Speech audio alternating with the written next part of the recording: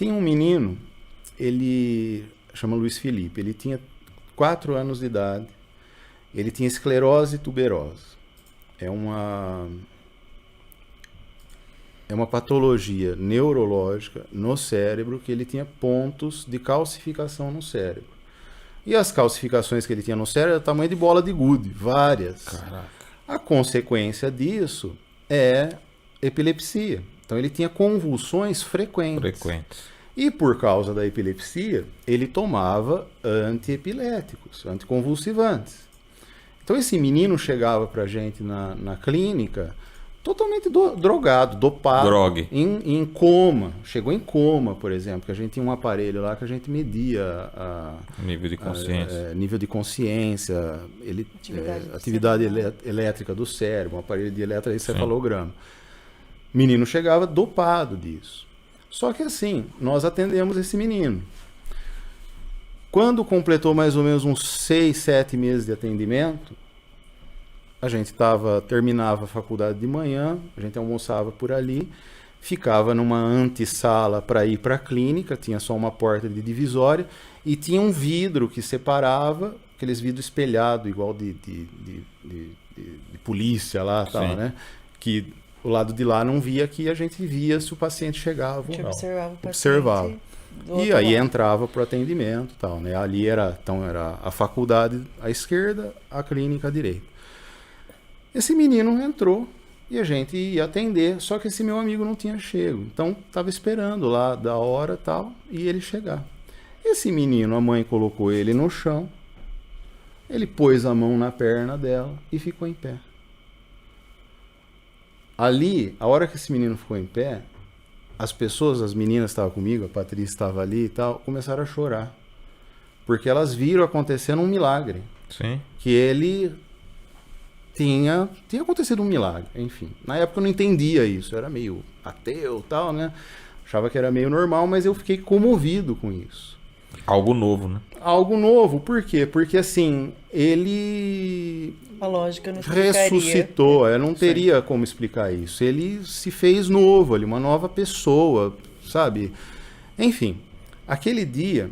Eu era uma pessoa muito ruim, assim, sabe? Então eu era a favor de aborto, eutanásia, não gostava de deficiente, achava que eles tinham que ser descartados, sabe? Não tenho vergonha de falar isso, porque eu era ruim, uma pessoa ruim. Vinha com aquela filosofia até de gostar de heavy metal, enfim, né? Meio fica naquele mundinho, o mundo rebelde. Exatamente. Né? Nem parece que é o Davi de hoje. Não, eu era totalmente desse jeito. E você viveu tudo isso lá, né? Ela presenciou muito disso.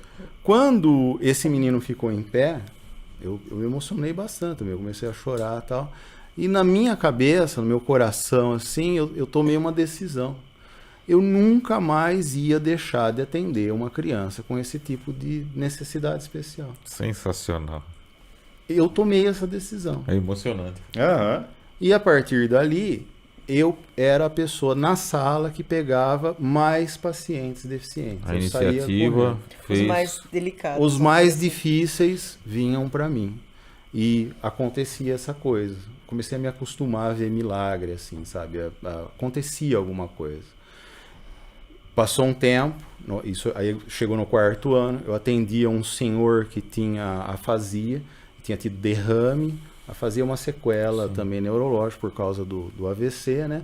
Então ele não falava com dificuldade, não vinham as palavras, vinham as palavras na cabeça, mas ele não tinha fluência, não executava. E eu tô atendendo esse cara, a gente tinha um grupo com a fonoaudiologia, então a gente subia na fono e fazia um grupo de musicoterapia. Todas as parcerias, né? Uma equipe multidisciplinar, né? Era forte. E eu tô atendendo esse cara aí, beleza, tocando lá, tocando em frente lá do Almir Sater e tal, né? Enfim, tava tocando, o cara no atendimento fala assim, nossa! E aí fez isso. Falei, mas o que aconteceu? Ele não soube explicar. Mas aí ele foi para casa, acabou o horário, na semana seguinte ele voltou. Na semana seguinte, ele me trouxe um caderno. Era um caderno de composições, de antes dele ter o AVC. Ele era músico, ele era de dupla sertaneja, assim, sabe? O paciente fez paciente. Isso. E ele trouxe o caderninho dele. Ele falou, e aí ele disse para mim, com um pouco de dificuldade, esse aqui é o meu caderno de antes de eu ter o AVC. Eu me apresentava, tal, e aqui eram minhas composições. Na semana passada, quando eu estava com você no atendimento, aconteceu alguma coisa na minha cabeça. Voltaram as palavras e o cara naquele dia voltou a escrever música.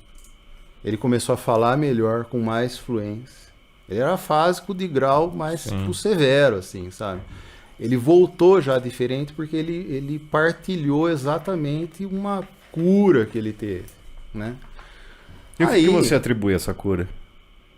Olha, a musicoterapia, ela é meio assim, esses causos assim tem bastante na musicoterapia, né? Mas mais especificamente eu vejo isso uma graça de Deus muito grande. Deus me deu essa graça, assim, enfim. Não tem como ser ateu e ser musicoterapeuta, porque acontecem as coisas. Você vê muita coisa, você testemunha muita coisa que acontece. Acontece. Muita transformação. É impressionante. Acontece.